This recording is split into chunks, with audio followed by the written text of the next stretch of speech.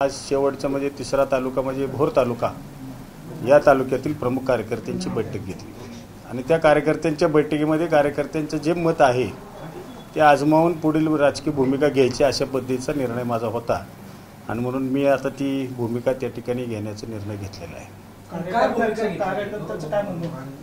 कार्यकर्त्यांचं म्हणणं आहे की आता गेले अनेक वर्ष तुम्ही काँग्रेस पक्षाचं सातत्यानं काम करताय आणि हे काम करत असताना तुम्हाला पक्षाच्या माध्यमातून सातत्याने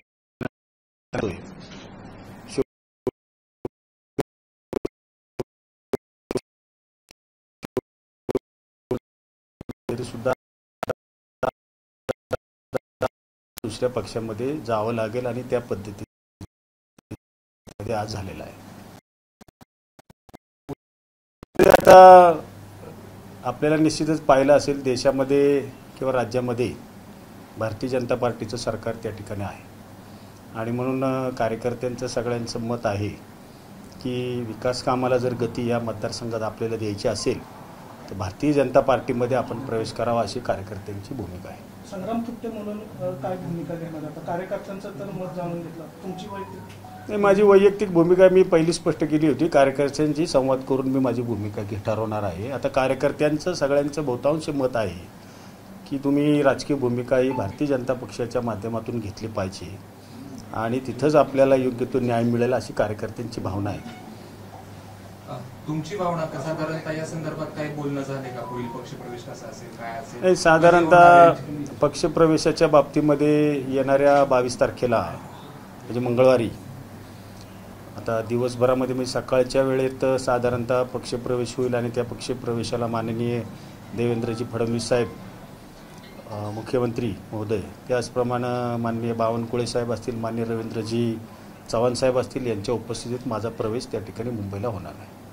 साधारण किती कार्यकर्ते घेऊन तुम्ही प्रवेश करणार आहे? कारण भोर तालुक्यामधल्या मतदारसंघामधले जेवढे काही पूर्वीचे पक्षाचे संघटनेचे पदाधिकारी होते तिन्ही पक्षांचे अध्यक्ष तिन्ही तालुक्यांचे अध्यक्ष त्याचप्रमाणे महिला पदाधिकारी त्याचप्रमाणे विविध फ्रंटांचे सर्व अध्यक्ष युवकचे अध्यक्ष राजगड सहकारी साखर कारखान्याचे सर्व संचालक कृषी उत्पन्न बाजार समिती भोरचे सर्व संचालक त्याचप्रमाणे खरेदी विक्री संघ भोरचे सर्व संचालक पुण्यातील दत्त दिगंबर सहकारी वाहतूक संस्थेचे संचालक त्याचप्रमाणे तालुक्यामधील लहान मोठे असणारे संस्थेचे सर्व पदाधिकारी बऱ्याचशा गावातील सरपंच विकास सोसायटीचे चेअरमन असे बहुतेक प्रमुख कार्यकर्ते जे आहेत त्यांची प्रवेश त्या ठिकाणी आम्ही करणार आहोत। काँग्रेसला तुम्ही सोडचिठ्ठी दिलेली आहे काँग्रेस नेतृत्वाने तुमच्याशी काय थांबवण्याचा प्रयत्न केला नाही? असं काय मला थांबवण्याच्या संदर्भामध्ये कुठला प्रयत्न झालेला नाही। खरं तर थोपटे कुटुंबीय काँग्रेसचे एकनिष्ठ होतं काँग्रेस सोडण्याची वेळ तुमच्यावर का आली? नाही काँग्रेस सोडण्याची वेळ म्हटलं तर काँग्रेसनीच आणली असं म्हणावं लागेल कारण की गेल्या माझ्या राजकीय कारकिर्दीमध्ये 2009 साली मी पहिल्यांदा या मतदारसंघाचा लोकप्रतिनिधी म्हणून निवडून आलो। पक्षाने मला उमेदवारी दिली मी निवडून आलो जनतेनं मला या ठिकाणी कौल दिला। 2009 सालामध्ये मी पहिल्यांदा नवीन होतो नवीन लोकप्रतिनिधी म्हणून मी विधानसभेमध्ये काम केलं। त्या सर्व प्रक्रियेनंतर 2014 साली मी पुन्हा एकदा लोकप्रतिनिधी म्हणून मला या जनतेनं इथल्या निवडून दिलं। 2014ला खरं तर सरकार विरोधी पक्षाचं होतं परत मला तिसऱ्यांदा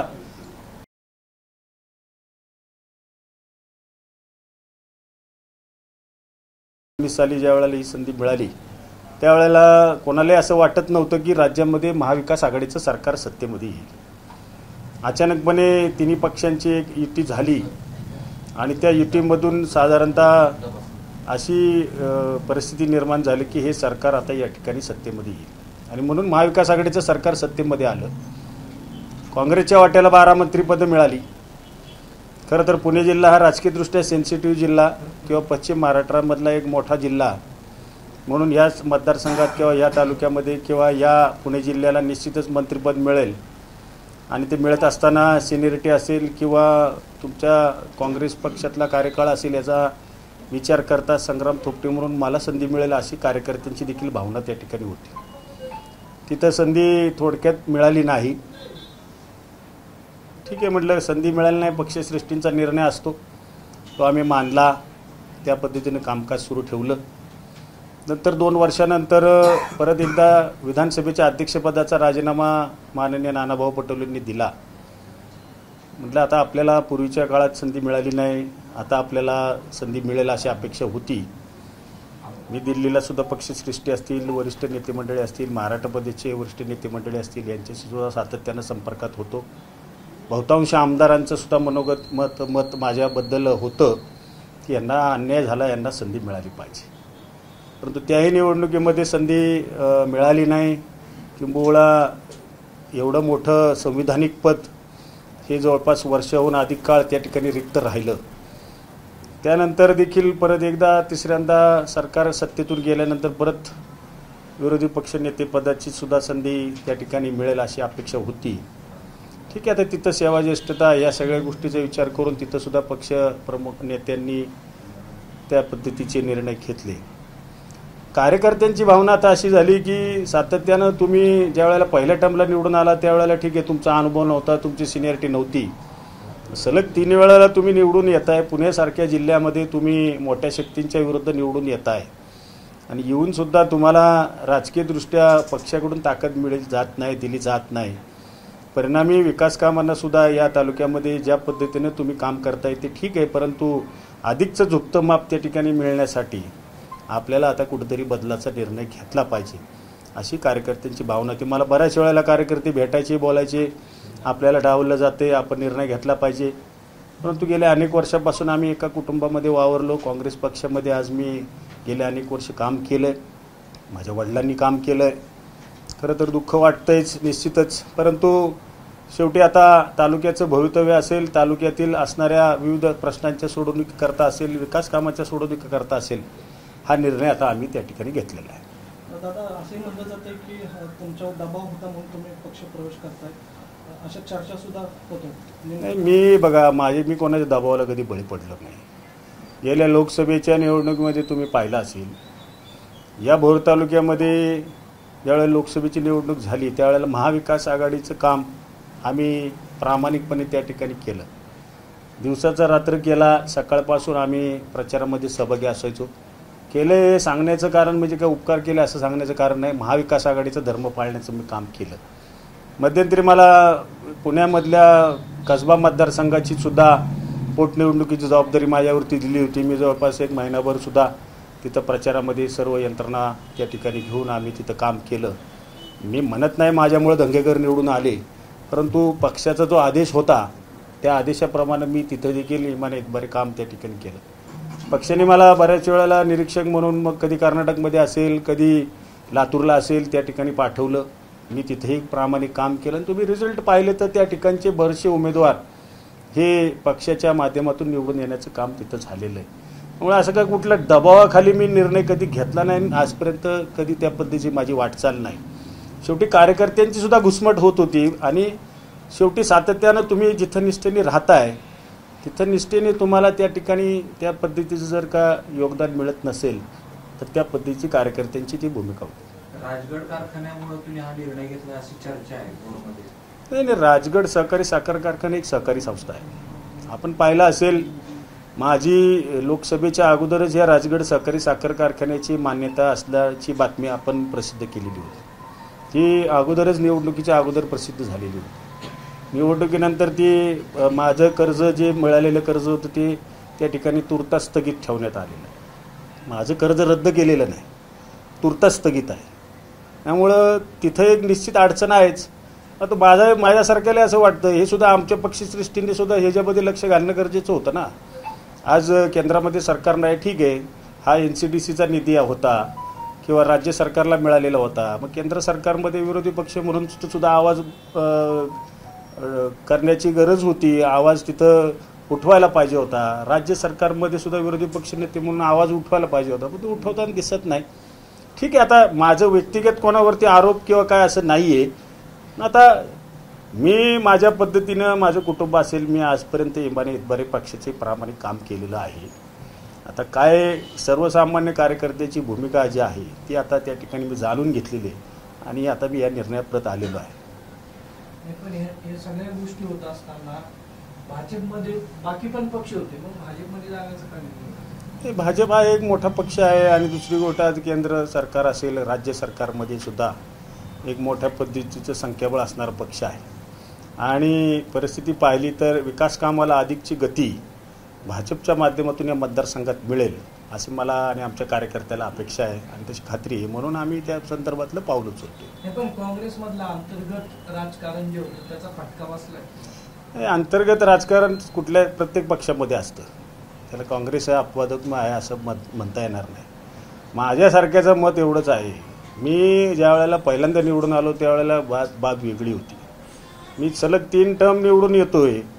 माझ्यासारख्याला ज्या पद्धतीची पक्ष पातळीवरून ताकद देण्याचं काम व्हायला पाहिजे ती त्या 3 पंचवार्षिकमध्ये झालेलं नाही, ही वस्तुस्थिती आहे. मी आज काहीतरी चुकीचं बोलणं हे त्या ठिकाणी उचित नाही. माझे याबद्दल कुठलाही व्यक्तिगत कोणावर असा आरोप नाही आहे. ठीक आहे, काही लोक बोलतात की हा चुकीचा निर्णय होईल, तुमचा हा अमका निर्णय होईल. ठीक आहे, आता जे ते त्याचं वैयक्तिक मत असतं. आज आमच्या कार्यकर्त्यांचा आणि आमचा निर्णय त्या ठिकाणी झालेला. पण कुठल्या पक्षश्रेष्ठींनी तुमच्याकडे लक्ष दिलं नाही? काँग्रेसचे आता सर्वच पक्षश्रेष्ठी ना. आता हर्षवर्धन सपकाळ साहेब हे आता नव्याने अध्यक्ष झालेले आहेत. ह्याच्या मागे जे प्रतिनिधी पक्षश्रेष्ठी होते ते सगळ्यांकडेच आमची घराणी मांडत असायचो आम्ही. नाना पटोलेंनी लक्ष दिलं? नाना भाऊ असे एकटे व्यक्तिगत नाव नका घेऊ. मी सर्वच पक्षश्रेष्ठी तुम्हाला म्हटलं. माझं आता काय होतं, कारण नसताना मला काय कोणावर आता आरोप करायचा नाही. माझा निर्णय आता मी घेतलेला आहे. परंतु नाना भाऊंनी केलं का अमकेनी केलं हा मुद्दाच नाही आता राहिलेला. साधं गणित आहे, 15 वर्ष एक प्रतिनिधी या मतदारसंघामधून सातत्यानं 3 वेळा निवडून येतो आणि जनतेने मायबाप जनतेने मला काम करण्याची संधी दिलेली आहे आणि मग त्या संधीच्या माध्यमातून तुम्हाला पश्चिम महाराष्ट्रामध्ये जर काँग्रेस पक्षाची ताकद वाढवायची जर होती किंवा आहे तर योग्य पद्धतीची ताकद तिथं जर दिली असती तर मला वाटतं ही परिस्थिती अजून बदलली असती विधानसभेची सुद्धा. ह्या गोष्टी सगळ्या आहेत. बऱ्याच वेळेला याबद्दल सुद्धा वरिष्ठांपर्यंत आम्ही भूमिका मांडली, दिल्लीपर्यंत सुद्धा भूमिका मांडली, पण त्याचा म्हणावा तसा विचार त्या ठिकाणी दुर्दैवाने केला नाही. तुम्ही काँग्रेसमधून आता बाहेर पडलेला आहात, पुढची काँग्रेसचे तुम्हाला भविष्य काय दिसतं? आता जिकडनं बाहेर पडलं त्याच्या भविष्याचा आम्ही काय विचार करायची गरज आहे. आता आम्ही आमच्या मतदारसंघाचं भविष्य कसं त्या ठिकाणी चांगलं होईल, आमच्या जनतेला कशा पद्धतीच्या सुविधा असतील, विकास कामाच्या माध्यमातून कसं भविष्य काळामध्ये आपल्याला कसा निधी अधिकचा खेचून आणता येईल या मतदारसंघात याबद्दल आश्वासन दिलं आहे का? नाही, असं मला कुठलं विकास करणार, कारण तुम्ही आता माझे आमदार आहात तर पुढे तुम्हाला कुठं घेणार आहात, कुठल्या पदावर? नाही, मला असं कुठल्याही पद्धतीचं बोलणं माझं त्यांच्याशी झालेलं नाही. मला कुठलंही आश्वासन त्यांनी दिलेलं नाही आणि मी कोणाला मला काय मिळतंय म्हणून मी चाललेलो नाही. मला काय आश्वासन नाही, मला काय मिळावं म्हणून माझी अपेक्षा नाही. आता ठीक आहे, तो पुढचा विषय आहे पक्षश्रेष्ठींचा. त्यांच्या उद्या तुमच्या गुणवत्तेनुसार तुम्हाला काय संधी द्यायची नाही द्यायची हा तिथला विषय. आज त्याच्याबद्दल काही चर्चा झालेली नाही. काँग्रेसचे प्रदेश अध्यक्ष आता तुम्हाला सल्ला देतात की तुम्ही तिकडे जाऊ नका, तुमचा विश्वासघात नाही. माझे हर्षवर्धन भाऊ सपकाळ साहेबांचा माझे अतिशय चांगले जवळचे मित्र आहेत. एक पंचवार्षिक आम्ही दोघांनी 2014 ते 19 काम केलेलं आहे. माझे अतिशय जिव्हाळ्याचे संबंध त्यांच्याशी आहेत. एक व्यक्तिगत म्हणून त्यांची भूमिका त्यांनी मांडलेली आहे. कारण कदाचित त्यांना 2009 पासून 14 असेल किंवा 19 नंतरचा 24पर्यंतचा काळ असेल, त्यातली खरी घडामोड मला वाटते जास्त माहिती आहे असं मला वाटत नाही, किंवा कदाचित कुणी सांगितली का नाही हा पण मुद्दा आहे. ठीक आहे, पक्ष अध्यक्ष म्हणून त्यांनी काम त्यांचं ते करतायत, त्याबद्दल माझं भूमिका नाही. त्यांनी सांगितलं असेल काय बाबा, त्यांना वाटलं ते योग्य ते बोलले, त्यांना ती माहिती.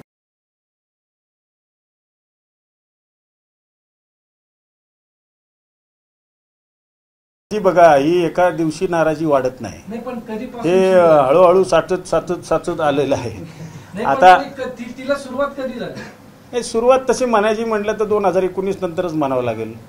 म्हणजे 5 वर्ष तुम्ही नाही. आता जिथं ज्या काळात सरकारच नव्हतं 2014 ते 19 त्या काळात काय मिळण्याची अपेक्षा नव्हती. 2009 ते 14 आपण सरकार होतं, परंतु आम्ही नवीन होतो, त्यामुळे आम्हाला काय मिळण्याची अपेक्षा करण्यात काय पॉईंट नाही.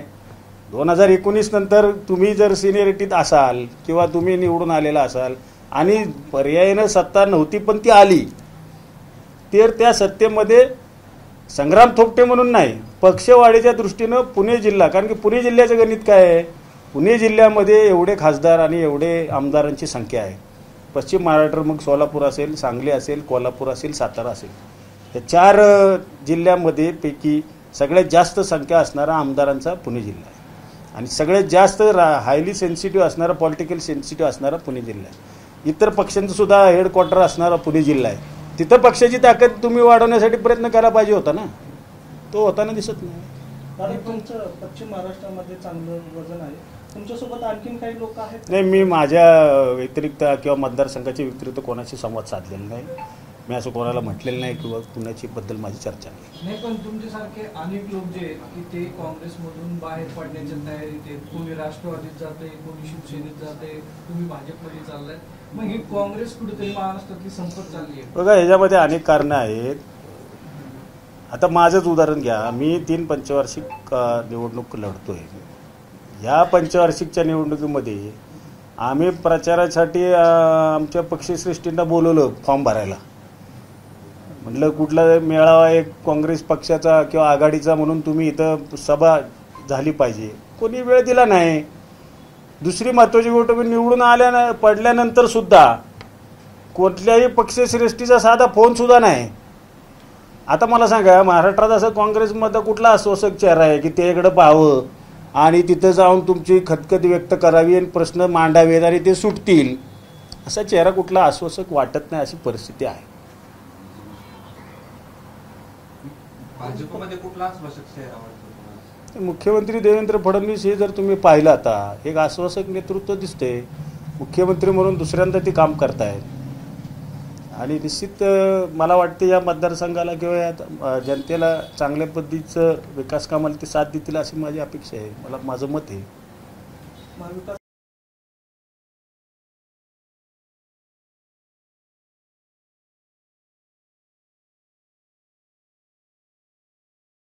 माझं काय बोलणं झालं. पण आता आमदार राष्ट्रवादीचे, तुम्ही भाजपमध्ये, मग हे कसं गणित जुळत तुमचं? काय गणित कसलं जुळवायचे? म्हणजे तुम्ही आता काँग्रेसमधून भाजपमध्ये आलात विकास कामाच्या मुद्द्यावरती. हो, लोकप्रतिनिधी म्हणून ते त्यांचं काम करतीलच की, त्याला काय आमचं काय अडचण असायची कारण नाही. पण बऱ्याच वेळा दादांनी कात्री लावली होती विकास कामांना. आता बघा, दादांनी कात्री लावली होती का तर त्याचं उत्तर ते देतील, मी सांगू शकत नाही. माझ्यापुरतं बोलायचं म्हटलं, मी आता कोणाला आरोप प्रत्यारोप करून मी काय कुठं जात नाही. माझी क्लिअर आणि स्पष्ट भूमिका आहे. माझ्या मतदारसंघामध्ये जे काही रखडलेले प्रकल्प आहेत, या तालुक्यामध्ये गेल्या 15 वर्षात आम्ही काम केलं तर केलं, परंतु आमच्याही व्यतिरिक्त जे काही प्रकल्प आमच्या मनामध्ये होते त्याला राज्य सरकार असेल किंवा केंद्र सरकार असेल याच्याकडून जो काही भरीव निधी यायला पाहिजे तो मिळालेला नाही. असे असंख्य प्रकल्प आहेत. मग सिंचनाचे प्रकल्प असतील, रोजगाराचा प्रश्न असेल, रस्त्यांचे प्रश्न असतील, गडकिल्ल्यांची सुधारणा असेल किंवा धरणाची नवीन निर्मिती असेल, जलसिंचनाचे असे बरेच आहेत.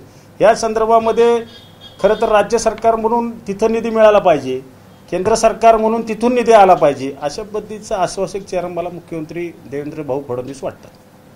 नाही, पण तुम्ही आमदार असताना निधीला कात्री लागली होती बऱ्याच वेळा काँग्रेसच्या आमदारांच्या. आता हे बऱ्याच वेळेला झालेलं आहे आणि हे वेळोवेळी पक्षश्रेष्ठींना आम्ही त्यावेळेला मांडलेलं आहे. आता तरीसुद्धा तुम्ही असाल किंवा मी असेल, कुणी तुमच्या लोकप्रतिनिधीमधून केलेल्या कारकिर्दीमध्ये लोकप्रतिनिधीचे ते कौशल्य असतं की तो निधी कसा खेचून आणायचा, ते काम आम्ही केलं. पण सत्ता असताना सुद्धा काही वेळेला अडथळे आले ते एवढं नक्की आहे. आता नवीन चेहरा घेऊन, आता म्हणजे चेहरा तर तोच आहे पण आता नवीन भूमिका घेऊन जातो, तर पहिलं काम तुमच्यासमोर कुठलं महत्त्वाचं असणार आहे? तालुक्यातली बरीचशी कामं महत्त्वाची आहेत. खरं तर तालुक्यामध्ये रोजगाराची निर्मिती हा एक सगळ्यात महत्त्वाचा विषय. गेल्या अनेक वर्षे मी सुद्धा या संदर्भामध्ये प्रयत्न केलेले आहेत आणि ते प्रयत्न अर्धवट आहेत. तो एक प्रयत्न आहे. त्याचप्रमाणे भोर तालुक्यामधले असेल, वेल्हा असेल किंवा मुळशीमध्ये असेल, सिंचनाचे जे रखडलेले कॅनॉलचे जे प्रश्न आहेत किंवा नवीन लिफ्ट योजना आहेत याचे एक प्रश्न आहेत. पर्यटनाच्या दृष्टीने तालुक्यामध्ये अतिशय चांगल्या पद्धतीचं उपयुक्त वातावरण आहे. पर्यटन वाढीसाठी तालुका पर्यटन म्हणून घोषित झाला पाहिजे. जसा जुन्नर तालुका पर्यटन तालुका म्हणून घोषित झाला तशा पद्धतीचा भोर, वेल्हा, मुळशी तिन्ही तालुके पर्यटन म्हणून घोषित व्हायला पाहिजे अशी अपेक्षा आहे. असे बरेचसे प्रश्न त्या ठिकाणी आहेत. अजून छोटे मोठे पण काय प्रश्न आहेत. तुम्ही आता बोलताना असं वक्तव्य केलं की सत्ता असताना देखील काही कामं झाली नाही, ती कामं तुम्ही अडवली. नाही, कामं अडवण्याचा प्रकार बघा, दोन गोष्टी आहेत की सत्तेच्या सारापटामध्ये आम्ही सुद्धा त्या ठिकाणी 2019 नंतर सहभागी होतो. काही कालावधीमध्ये प्रश्न आमच्याकडनं जे मांडले गेले त्याला पाहिजे तसं निधीच्या रूपानं उत्तर मिळालेलं नाही आणि हे वेळोवेळी आम्ही पक्षश्रेष्ठींना मांडलेलं आहे. या अगोदरसुद्धा बऱ्याच वेळेला या संदर्भात चर्चा आमची झालेली आहे. ठीक आहे, आता त्याच्यात काही मार्ग निघाले, काही मार्ग अजूनही निघालेले नाहीत. लोकसभेच्या वेळेस पण शरद पवार आले होते किंवा आज मला आश्वासन पण दिलं होतं, मग आता तुम्ही भाजपमध्ये चालला, ते आश्वासन नाही, पवारसाहेब माझे वडिलांची भेट घेण्यासाठी आलेले होते आणि आश्वासन द्यायचा काय प्रश्न नव्हता, कारण की महाविकास आघाडीच होती. महाविकास आघाडीचा एक घटक पक्ष म्हणून किंवा एक कार्यकर्ता म्हणून माझी जबाबदारी होती. मी लोकप्रतिनिधी म्हणून माझं कर्तव्य पार पाडले. आता मी त्या निवडणुकीत पूर्णपणे जातीनं प्रामाणिकपणे काम आमच्या कार्यकर्त्यांसह त्या ठिकाणी केलेलं आहे. पण मग महाविकास आघाडीने तुमचं काम केलं नाही असं म्हणायचं नाही, असं नाही म्हणता येत. आता आकडेवारीनुसार हे सिद्ध होतंय. कोणी काम केलंय का नाही हा मुद्दा नाही. परिस्थिती मुळशी तालुक्यामध्ये जे काय ताईंना मतदान झालं त्यावेळेला ते जवळपास 54,000च्या जवळपास मतदान झालं लोकसभेला. त्या पद्धतीचं मतदान विधानसभेला झालं नाही. मला 27,000च मतदान झालं, म्हणजे अर्ध मतदान हे विघटन झालं. कदाचित तो एक फरक असेल किंवा स्थानिक मुद्दा असेल, असे अनेक मुद्दे निवडणुकीमधले आहेत. त्यांनी काम केलं, 100% ताईंनी केलं का ते केलं, प्रश्न तो नाही. प्रश्न खाली कार्यकर्त्यांमध्ये किती त्याच्या पद्धतीने काम झालं हा एक प्रश्न आहे ना. आता आकडा तेवढा खाली व्हायला नाही पाहिजे, आकडाच वेळाच पाहिजे. म्हणजे कार्यकर्त्यांनी काम केलं नाही, सगळ्याच कार्यकर्त्यांनी केलं नाही असं माझं म्हणणं नाही आहे. त्यामध्ये काही जे पदाधिकारी होते त्यांनी प्रामाणिकपणे काम केलं, पण जर प्रामाणिकपणे बाकीच्यांनी केलं असलं तर आकडा निश्चितच 54,000 किंवा 50,000 तरी झाला असता. म्हणजे आकडा बोलतोय काम कमी झालंय, असं वैयक्तिक काय आरोप करण्यात काय आता मुद्दा नाही. आकडाच बोलतोय काम कमी झाले. दादा, तुमच्या पक्षप्रवेशासाठी अमित शहा तुम्ही भेटला होता, ही चर्चा खरी आहे? हो, मी अमित शहा साहेबांची भेट घेतलेली होती, पण याचा अर्थ असा काही पक्षप्रवेशाच्या संदर्भातला जोडलेला नव्हता. कारण की NCDCचं जे कर्ज आहे ते कर्ज माननीय म्हणजे केंद्र सरकारच्या माध्यमातून राज्य सरकारला वितरित झालेलं आहे आणि ते वितरित झालेलं कर्ज हे राजगड कारखान्याला त्या ठिकाणी वितरित व्हावं अशा कारणाकरता मी त्यांना भेटलेलो आहे. 22 तारखेचं काय नियोजन असणार आहे? नाही, 22 तारखेच्या दिवशी साधारणतः सकाळच्या वेळेला तिन्ही तालुक्यामधले प्रमुख कार्यकर्ते म्हणजे संस्थांचे चेअरमन असतील, सभापती असतील किंवा फ्रंटलचे आमचे प्रमुख असतील त्यांच्या समवेत आम्ही 22 तारखेला भारतीय जनता पार्टीमध्ये मुंबईला प्रवेश करत आहोत. आता त्यानंतर काय मोठा मेळाव्याचं वगैरे नियोजन आहे? तर ते पुढं मुख्यमंत्री महोदय, प्रदेशाध्यक्ष त्यांच्याशी चर्चा करून आम्ही ठरवू, पण एक मेळावा भोरमध्ये किंवा योग्य ठिकाणी घेण्याचे नियोजन आम्ही करणार आहोत.